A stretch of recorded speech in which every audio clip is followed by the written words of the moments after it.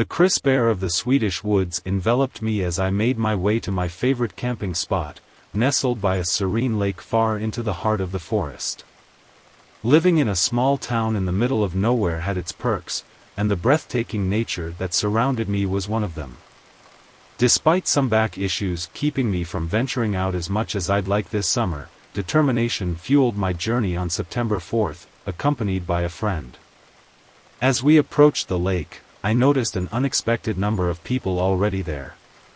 Families with kids, hikers, and canoers had all found their way to this remote paradise. The camaraderie among those willing to venture so far into the wilderness was heartwarming, even if the children's exuberance occasionally disrupted the peace. They stumbled over my tent a couple of times, but the beauty of the surroundings made it easy to forgive. Setting up camp by the lake, I marveled at the view while attempting to take a refreshing dip. The water, however, proved to be unbearably cold, allowing me only a brief foray up to my waist. Undeterred, I spent the day napping, observing the lake, and feeding leftover pasta to the fish, immersing myself in the calming embrace of nature. As dusk approached, my friend and I decided to build a campfire by an aging wind shelter near our tent. Though worn with age, the shelter served as an impromptu fireplace, utilizing the leftover firewood left by thoughtful campers. Roasting marshmallows and lighting torches, we sat by the crackling fire, gazing at the stars well into the night. The tranquility of the evening took an unexpected turn when, at around 4 a.m., I was jolted awake by a loud splash and subsequent screams. The distressing cries, unmistakably that of a little girl, pierced the night. Anxiety gripped me as I considered the possibility of a child falling into the lake. Armed with only my phone's flashlight, I ventured outside, attempting to discern any signs of trouble in the inky darkness. The feeble glow of my phone revealed nothing, and the once lively campsite was now eerily quiet.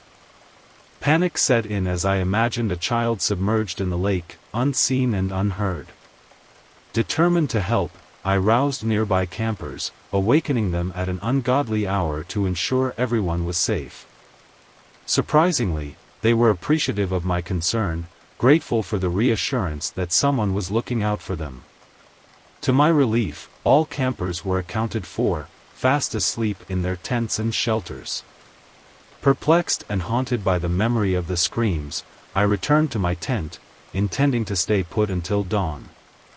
As I approached, a fleeting glimpse of something sizable diving into the water near my tent caught my eye. Unease settled in, but I chose to retreat to the safety of my tent, unwilling to confront the mysteries lurking in the darkness. Inside the tent, my friend, now awake, inquired about the commotion. I recounted the bizarre events, and as we spoke, an unsettling realization dawned on us: something large was pacing around our tent. The heavy, non-human footsteps echoed ominously, resembling the clomping of hooves. We lay in silence, frightened, as the unseen presence circled our tent, briefly exploring an empty wind shelter nearby.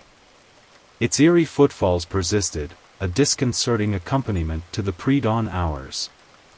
The inexplicable experience persisted until the first light of dawn began to break. Oddly, the pacing ceased without a trace, leaving us bewildered inside the tent. Tentatively, we emerged, cautiously surveying the surroundings. The other campers started waking up, seemingly undisturbed by the night's events. Strangers though we were, they expressed gratitude for my impromptu safety check, finding comfort in the knowledge that someone had been vigilant. In the light of day, I couldn't shake the eerie feeling that lingered. Conversations with fellow campers revealed that none had heard the screams or encountered anything unusual. The mystery deepened, leaving me with more questions than answers. What had caused the splash, the screams, and the peculiar pacing around our tent? Despite the spine-chilling encounter, the allure of the natural beauty surrounding me persisted. Determined to face the unknown, I decided that, come the next summer, would return to the same spot. This time, However, I resolved to set up camp a bit further from the water, hoping to escape the mysteries that lurked in the depths. As I reflect on that night, it feels as though I stumbled into a real-life horror movie plot. The tranquil camping trip took an unexpected turn into the realms of the unexplained, leaving an indelible mark on my memory. The beauty of nature, once a source of solace, now carries with it a hint of the mysterious and the eerie. Whether it was an encounter with the supernatural or a bizarre sequence of natural events, the night by the lake remains an enigma. It serves as a reminder that, even in the most idyllic settings, the line between the serene and the uncanny can blur, creating an experience that lingers long after the embers of the campfire have died down. And so, with a mix of trepidation and curiosity, I anticipate the next summer, eager to return to the same spot and unveil the secrets that the wilderness may hold. The tale of that haunting night by the lake will forever be etched in my memory, a chapter in the ongoing story of my connection with the captivating, and sometimes unsettling, embrace of nature.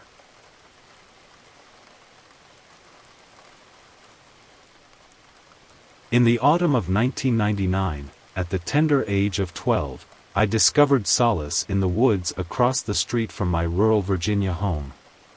Nestled in the foothills, those so-called mountains were my sanctuary. The area was sparsely populated, and I reveled in the freedom of those untouched woods. Accompanied by my trio of canine companions, a golden retriever, a Saint Bernard, and a beagle mix, and the neighbor's friendly mutt, a routine developed. We would embark on day-long adventures, traversing the culvert beneath the road and following the creek to a serene pond at the mountain's base. The absence of people allowed me to escape the cacophony of my father's inebriated escapades. The woods became my haven, a place where the only sounds were the rustling leaves and babbling creek. Occasionally, I climbed an old deer stand to survey the landscape, spotting deer, rabbits, and squirrels in their natural habitat. Once, I even encountered a bear, and by remaining silent, I avoided an unwanted confrontation. The woods became my playground, a hidden realm untouched by the chaos of my home life. As puberty set in that fall, I sought refuge in the woods more than ever. The changes in my body were unwelcome, and the woods provided a distraction from the uncomfortable thoughts of growing up. Those long days spent immersed in nature shielded me from the discord of my father and his friends' drunken revelry. The pond, situated at the mountain's base, was surrounded by pine trees, remnants of an old tobacco farm. A dirt track wound between clumps of trees, creating a gateway to the pond. The houses were scattered along the forest's periphery, with mine across the street. Despite the occasional spookiness of the woods, it was a mind-over-matter scenario for me. The creek, flowing down from the pond, became my route back home, a path I treaded regularly without incident. One day, curiosity overcame me, and I decided to follow the creek upstream to uncover its source. The journey was serene, with my dogs trailing behind, sniffing and playing. The familiar sounds of nature enveloped me, but an unusual quiet hung in the air. The cloudy and cool weather seemed to have subdued the usual woodland activity. Unperturbed, I pressed on, convinced that the animals were merely hunkered down somewhere warm. As I approached a bend in the creek where it twisted around rocks and disappeared into the ground, an eerie feeling crept over me. It wasn't the usual curiosity or the closeness of wildlife. I sensed a presence, a watchful gaze upon me. Ignoring the unsettling feeling, I looked for the creek's continuation and saw a trickle emerging from the ground ahead. As I approached, the air thickened with a putrid stench, worse than any animal corpse I had ever encountered. It was nauseating, and I nearly gagged. Before I could round the bend to identify the source of the smell, my 3 dogs came charging towards me, hackles raised, teeth bared. This was unusual behavior from my usually friendly companions. They herded me towards the pond, and when I attempted to follow the creek, they redirected me towards the dirt road. Something was amiss, and their urgency heightened my apprehension. Hurrying along, the stench still lingering, I became acutely aware that this was not a typical woodland encounter. My dogs, usually fearless in the face of wildlife, continued growling and snapping as they guided me towards the road. I reached it with a mix of embarrassment and relief, realizing my jeans were stained with blood. Exhausted and shaken, I crossed the road and retreated home, vowing to stay away from the woods. Despite the disturbing encounter, my curiosity drew me back to the woods the following weekend. The atmosphere remained eerily quiet, and this uneasy calm persisted until spring. It was then that the unsettling events repeated themselves. This time, I found myself in a tree stand when I heard loud, crunching steps. The same foul smell permeated the air, triggering a sense of déjà vu. Instinctively, I made for the road, my 3 loyal dogs once again losing their composure. This unsettling pattern continued every month, coinciding with the changing seasons. As the months passed, my father and stepmother parted ways, severing my access to those woods. Life moved on, but the mystery of those encounters lingered in my mind. It wasn't until much later, after stumbling upon a documentary about Sasquatch, that the pieces of the puzzle started to fall into place. The show described how, according to Native American accounts, Sasquatch sometimes herded women during certain life stages. The thought struck me, had my entry into puberty and the physical changes in my body attracted the attention of some elusive creature in the woods?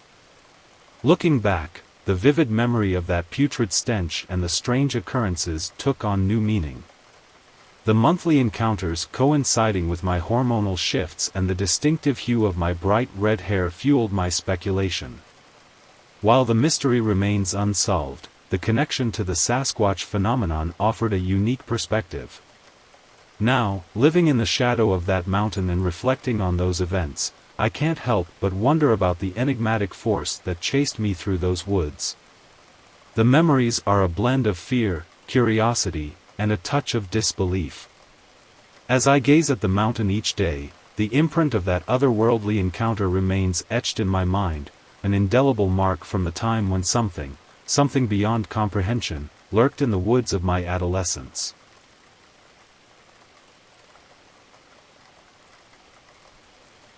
In my fervor for the outdoors, my friend and I embarked on a 6-day hiking and camping adventure into the mountains.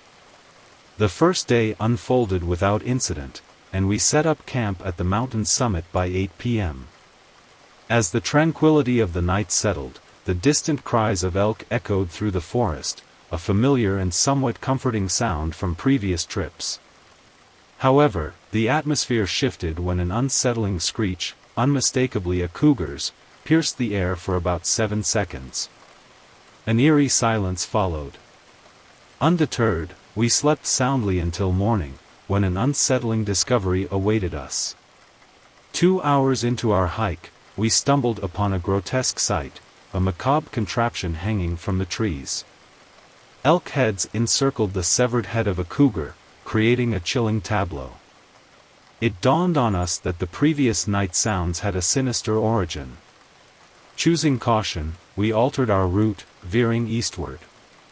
During a lunch break, we spotted a mysterious figure on a distant hill, dressed in dark, cloak-like garments. Puzzled by their presence in this desolate, non-designated hiking area, we hesitantly followed them, guided by an inexplicable intuition. Untrained in tracking, we cautiously observed from a concealed vantage point as the cloaked individual, motionless for 45 minutes, suddenly sprang to life. A deer, unsuspecting, became the subject of a ritualistic hunting technique involving a swift, lethal strike. The cloaked figure then marked the ground and commenced a haunting chant. Our fear escalated when more figures, including one who seemed to lead the group, emerged from the northern side, collectively engaging in a bizarre ritual. With a growing sense of dread, we witnessed the figures, save for the original one, fatally stabbing themselves. Panic set in, and I reached for my satellite phone, dialing the police as my friend continued surveillance. Help was promised but hours away. The scene took a darker turn as the remaining cloaked figure began consuming the deceased. Fearing for our lives, we abandoned our observation point, prompting the cloaked figure to scream a curse, initiating pursuit. We sprinted, the torchlight of our pursuer trailing us, but miraculously decided not to close the gap. An intense escape unfolded, and our relief peaked when a plane appeared overhead. Signaling with mirrors, we attracted the attention of a rescue helicopter, which airlifted us to safety. The distant torchlight retreated as law enforcement conducted an investigation, confirming the unsettling reality of the ritual site and the bodies. Though skeptical, the authorities accepted our harrowing account. We, however, were left with a haunting belief that we had stumbled upon a group of malevolent individuals, possibly Satanists, disturbed by our inadvertent witness to their ritual. The aftermath cost us a hefty sum for the helicopter evacuation, a small price to pay for escaping an encounter that transcended the boundaries of the natural world. To this day, the memory lingers, a testament to the thin veil separating the serenity of nature from the unseen horrors that may lurk within its depths.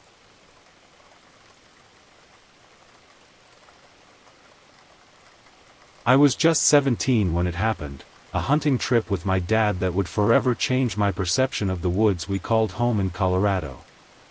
Nestled amidst the dense wilderness, our family camp was a haven for outdoor enthusiasts, but what unfolded on this particular excursion would etch a tale of terror into the very fabric of my memories. Excitement buzzed in the crisp mountain air as my dad and I geared up for our hunting adventure. We packed our camping essentials, eager for a night under the stars after a day of tracking elusive game. Unpacking our gear and setting up camp, we felt the thrill of the wilderness coursing through us. As we embarked on the trail, rifles slung over our shoulders, the distant howls of wolves and coyotes echoed through the woods. The haunting calls didn't deter us, it was the looming possibility of encountering a grizzly bear that lingered in the back of our minds. Yet, we were armed and ready, a warning shot our defense against any unwelcome guests in these wild woods. Reaching the mountain summit, we paused to take in the breathtaking view, then began calling out to attract our elusive prey. Minutes passed, and we heard the distant bugles of female elk. Hopeful for a more significant catch, we ventured deeper into the woods, following the trail. That's when my dad, seasoned in the ways of the wild, abruptly halted our progress. Antlers adorned a tree stump, an unusual sight that sparked questions in my mind. Hunters didn't typically leave such trophies behind. My dad, dismissing it as the remnants of another sportsman's success, urged us to press on. But an uneasy feeling settled over me, a whisper of doubt that lingered as we continued our journey. Antlers became a recurring theme, scattered across the forest floor like macabre ornaments. Deer and elk remains marked our path, a bizarre display that defied reason. My unease grew, and I suggested we return to camp. Dad agreed, though neither of us could shake the feeling that unseen eyes were tracking our every move. Suddenly, a majestic male elk materialized before us. Instinct took over as I raised my rifle, steadying my breath before the shot echoed through the stillness. A clean hit to the heart, and the magnificent creature fell. The subsequent process of field dressing and preparing the game became routine, but an underlying tension persisted. As we made our way back to camp, the sun dipping below the horizon, an unsettling sensation crept over me. The woods, once familiar, now seemed to shroud us in an oppressive silence. A feeling of being watched intensified, though a quick survey revealed nothing out of the ordinary. We shook off the unease, attributing it to the shadows playing tricks on our minds. Returning to camp, we set about preparing a simple dinner. Around the crackling fire, we reminisced about old memories, the camaraderie of father and son in the heart of nature. It was during this peaceful interlude that the unsettling mystery resurfaced, the abandoned antlers. I broached the subject with my dad, questioning the strange phenomenon. His bewilderment mirrored mine. He couldn't fathom why a hunter would leave such prized possessions behind. The tranquility shattered with a sudden intrusion, a cacophony of footsteps emanating from the surrounding woods. Our eyes darted towards the source, glimpsing antlers protruding from the darkness. A shiver ran down my spine as I discerned a set of glowing eyes, 8 feet above the ground. Panic seized us as the creature emerged, defying all known forms of wildlife. Its skin, a sickly shade of gray, clung to a skeletal frame like decayed flesh on bone. Long, sinewy arms terminated in razor-sharp claws, and its head, a grotesque fusion of wolf skull and humanoid features, revealed pointed teeth in a menacing snarl. A guttural roar echoed through the night as my dad and I instinctively grasped our weapons. Without hesitation, we unleashed a barrage of gunfire at the aberration. The creature screeched in agony, but instead of retreating, it charged towards us with unnatural speed. Fear propelled us into a desperate sprint, the creature's unearthly roars echoing behind us. In the dense forest, we sought refuge behind towering rocks, desperately hoping the creature lacked a keen sense of smell. Breathless and silent, we cowered in the shadows as the monstrous entity thundered past. Minutes stretched into eternity before we dared to breathe, the distant sounds of the creature fading into the night. With cautious trepidation, we emerged from our hiding spot, deciding to make a hasty retreat from the accursed woods. Camp was dismantled with urgency, our belongings packed in a frenzy. We left the haunting terrain behind, racing against the encroaching darkness. Home, bathed in warm light, greeted us as we stepped out of the wilderness. My mom, oblivious to the horrors we had witnessed, questioned the urgency. My dad, shielding her from the truth, spun a tale of an aggressive grisly encounter. The lie slipped effortlessly from his lips, a protective veil drawn over the reality that lurked in the shadows. That night, as the safety of home enveloped us, I struggled to shake the images from my mind. Sleep proved elusive, haunted by the memory of that otherworldly creature. The decision to conceal the truth from my mom lingered in my thoughts, a weight of secrecy that strained the fabric of our family bonds. Days turned into weeks, and we settled into a semblance of normalcy. The woods remained untouched by the horrors we had faced, yet the scars on our minds ran deep. The incident became a silent pact between my father and me, an unspoken acknowledgement of the inexplicable evil that dwelled in the heart of the wilderness. Years passed without further encounters, and life moved on. Yet, the memory of that fateful night, the unearthly creature with glowing eyes and antlered silhouette, remained etched in the recesses of my consciousness. The woods, once a sanctuary, now bore the indelible mark of a supernatural encounter, a tale passed down through hushed whispers in the quiet corners of our family's history. As the seasons changed, so did the landscape of my fears. The woods, once a playground of adventure, became a realm of shadows and hidden terrors. Though I never ventured into those haunted woods again, the specter of that malevolent creature lingered, a reminder that some mysteries were better left undisturbed, concealed in the veil of the unknown.